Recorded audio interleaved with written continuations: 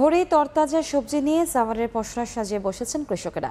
ঢাকাসহ বিভিন্ন এলাকার পাইকাররা সবজি কিনতে ভিড় করেছেন হাটে। সেই খবর জানাতে সাভার থেকে সরাসরি যুক্ত হচ্ছেন মুজাফফর হোসেন জয়। জয়, আমরা রয়েছি বিরুলিয়ার সাভারের বিরুলিয়ার কালিয়াকুর গ্রামে, যেখানে মূলত কৃষকদের বাজার, সবজি বাজার নামে এই এলাকাটি পরিচিত। সেই সকালবেলা থেকে, অর্থাৎ যখন সূর্যের আলো ফুটে ঠিক তার সাথে সাথে কিন্তু এখানে কৃষকরা সরাসরি ক্ষেত থেকে সবজি কেটে নিয়ে চলে আসে এই বাজারে। মূলত এই সবজি বাজারটি দীর্ঘদিন ধরে এখানে চলছে।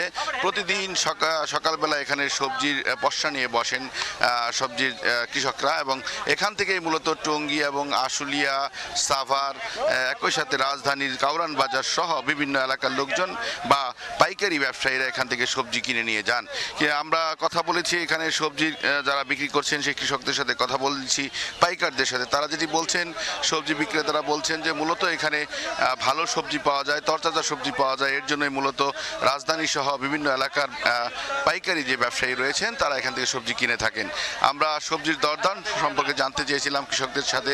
আপনারা দেখতে পাচ্ছেন যে মূলা শাক বা ছোট মূলা যাকে বলা হয় সেটি বিক্রি হচ্ছে 3 থেকে 4 টাকা আটি দরে।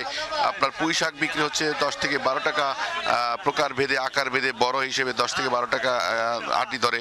একই সাথে কিন্তু আমরা এখানে দেখছি লাল শাক বিক্রি হচ্ছে 3 টাকা থেকে 4 টাকা কেজি দরে।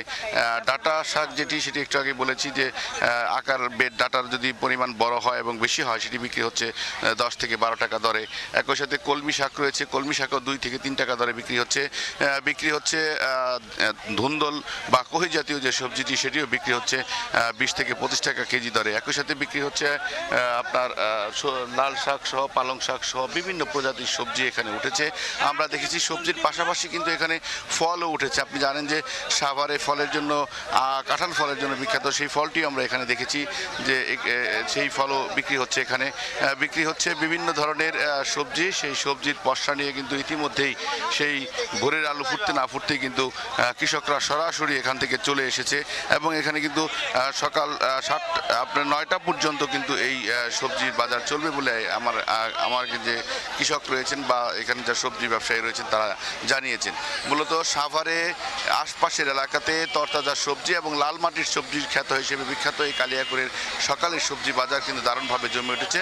তো সাভারের কালিয়াকুর এলাকা থেকে সবজি বাজার নিয়ে আমার কাছে এই ছিল সর্বশেষ। সবজি বাজারের খবরাখবর জানতে আমরা সরাসরি যুক্ত ছিলাম সাভার থেকে।